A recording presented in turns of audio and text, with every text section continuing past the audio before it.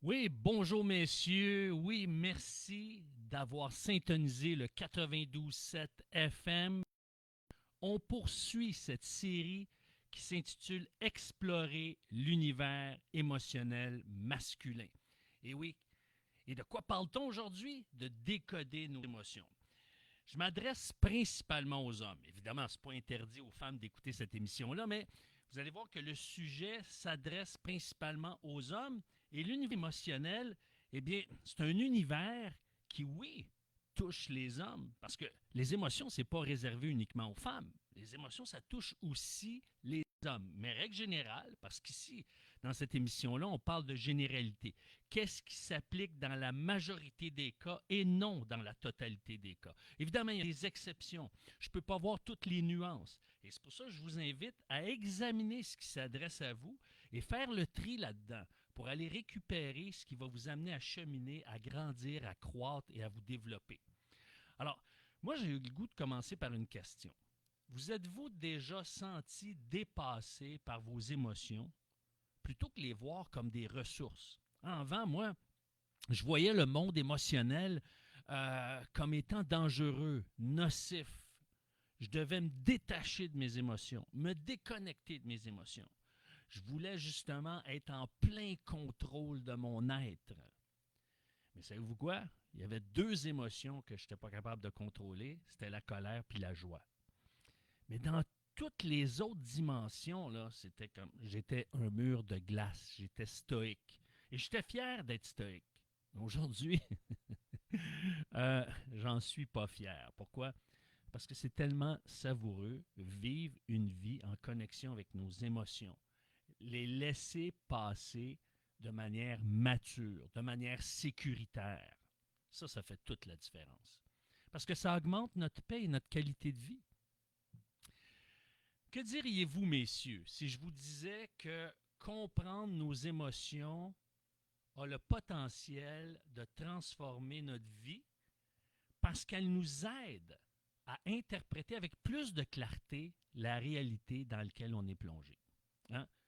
Plus je comprends ce qui se passe émotionnellement à l'intérieur de moi, ce qui se passe chez ma partenaire ou mon partenaire, ce qui se passe chez mes enfants, ce qui se passe chez mes collègues, parce que plus je suis en mesure de mettre des mots sur mes émotions, plus je suis en mesure de les détecter aussi chez les autres, de les discerner, de les décoder et d'entrer en dialogue sur la base de ces émotions-là.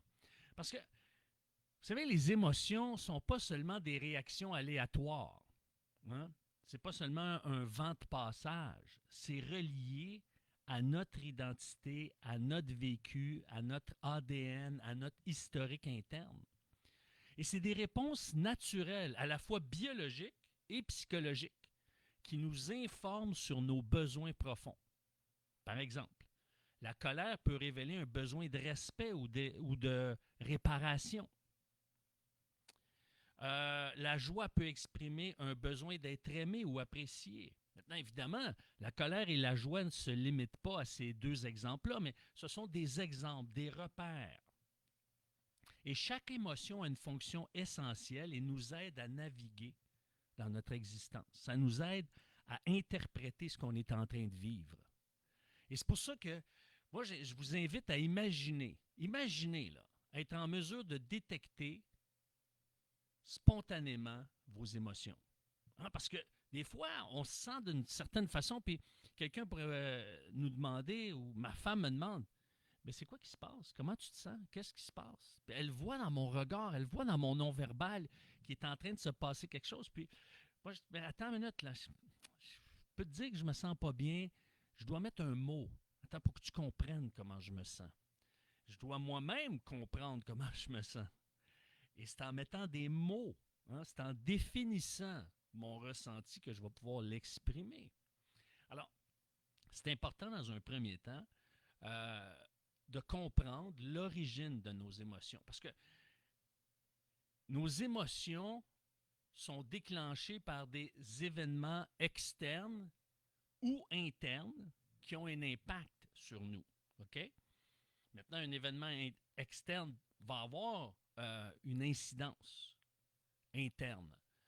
Maintenant, ça se peut qu'intérieurement, les gens ne sont pas conscients qu'il se passe quelque chose et moi, ça m'affecte. Hein? Par exemple, quelqu'un qui a été mordu par un chien, puis il voit un chien par surprise, il peut vivre un moment de panique assez intense. Mais pourtant, le chien est peut-être très doux, il est peut-être très gentil. Il va japper simplement, comme moi j'avais un chien, il jappait pour avoir de l'affection. C'est comme, il m'aurait jamais défendu contre un cambrioleur. Je veux dire, il aurait fallu que le cambrioleur le flatte, puis il serait mis sur le dos, puis il aurait voulu se faire flatter. Alors, voyez-vous, c'est ça qui arrive. C'est qu'il y a des associations qui se créent et ça développe ou suscite une réaction émotionnelle.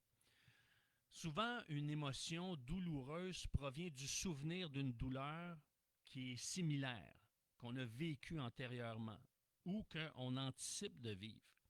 Et c'est pour ça le défi, c'est d'apprendre à accepter sans jugement nos émotions. Parce que toutes les émotions sont légitimes. Maintenant, c'est comment on compose avec. C'est là qu'est le défi.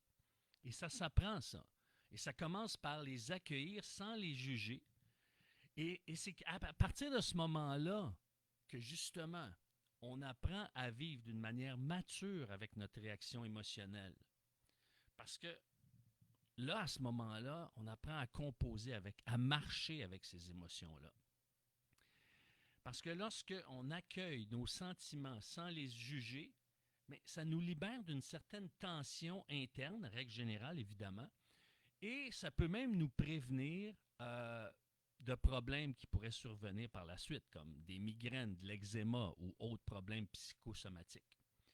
Et c'est pour ça que, en essayant de les comprendre, en les acceptant sans jugement, ce que ça nous amène, c'est à explorer leurs fonctions. Parce que souvent, nos émotions vont révéler un besoin à combler. Je vis une émotion et j'ai un besoin qui est là, qui s'exprime par une émotion. Parce qu'on est des êtres à la fois rationnels et émotionnels.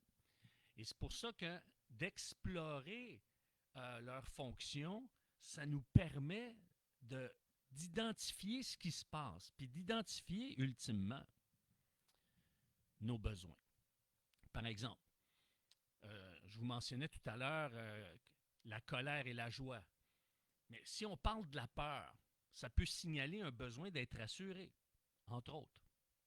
La tristesse peut traduire notamment un besoin d'être consolé. La déception peut indiquer un besoin de reconnaissance, d'accomplissement, de stabilité, de prévisibilité. Donc, il y a plusieurs aspects. Il y en a d'autres, mais je vous donne les principaux.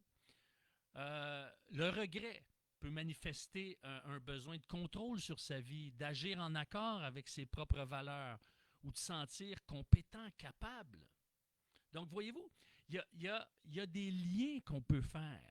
Et plus on les identifie, et plus on apprend à faire les liens avec nos besoins, et ça nous apprend à apprivoiser notre émotion, puis ça apprend à apprivoiser notre réaction émotionnelle. Alors, maintenant,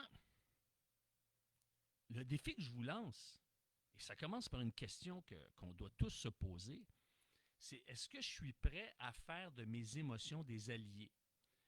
Alors, c'est pour ça que je veux vous proposer une approche simple qui va vous aider à mieux comprendre les enjeux qui composent votre réalité.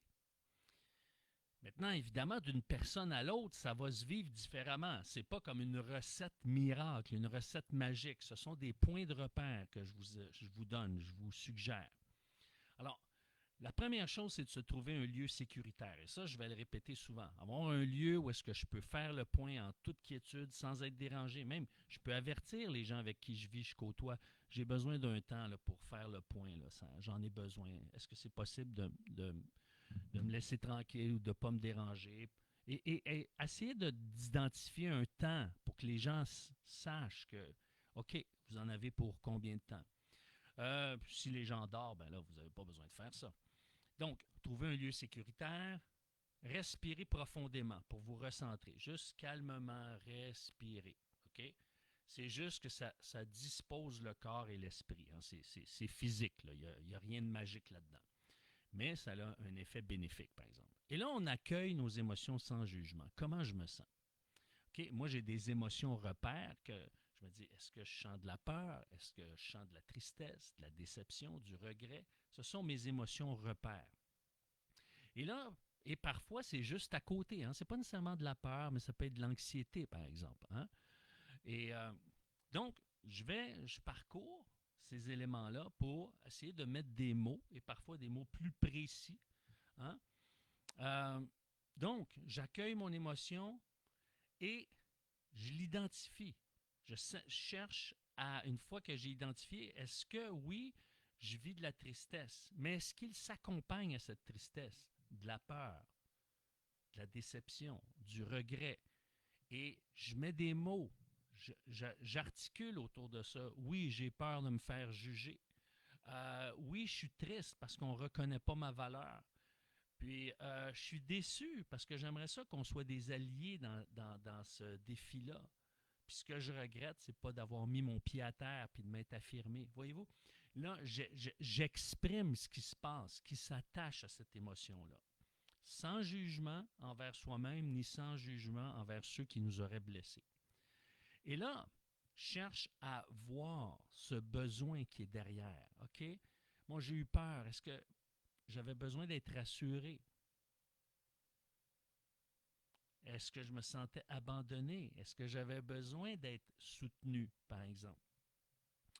Euh, et ensuite, mettre en place des actions concrètes pour répondre à ce besoin de manière réaliste et rassurante. Qu'est-ce que je peux faire avec ça maintenant? Comment je compose avec cette réalité-là? Avec l'énergie que j'ai, avec les ressources qui sont à ma disposition, qu'est-ce qui me demande du courage là-dedans? Et prendre le temps de dire comment je peux avancer, cheminer, parce que des fois, la réponse ne nous vient pas instinctivement ou instantanément. Des fois, c'est le lendemain qu'elle va venir. Alors, évidemment, il y a tout un contexte, là. Des fois, on n'a pas nécessairement le budget de temps, mais ce sont des repères que je vous donne, comme je vous disais tout à l'heure. Et là, aussi, exprimer un confident ou exprimer vos besoins aux autres dans le respect. Les autres qui sont concernés ou la personne à qui vous vous confiez. Alors, donc, trouvez un lieu sécuritaire, respirez profondément, accueillez vos émotions, identifiez ce qui relève de la tristesse, de la peur, de la déception, du regret. Explorez le besoin qui est derrière ces émotions-là. Et maintenant, mettez en place des actions concrètes qui sont réalistes et exprimez vos besoins aux autres ou aux personnes concernées.